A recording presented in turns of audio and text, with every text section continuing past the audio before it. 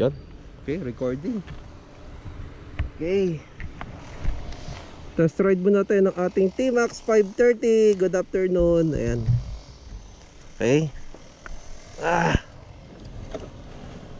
Nagkaroon tayo ng short review sa ating T-Max. Ayan. Okay.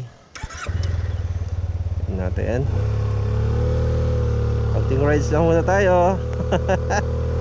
Ayan. So yung gamit natin pang shot is GoPro Hero 7 na. Okay. So, iikot ko muna siya dito sa subdivision namin na. Ano ba yung nakalagay? Ayan, may aso. Nagulat pa ako, no? Ano ba yung maganda sa T-Max natin? By the way, ito yung ating T-Max 530 SX 29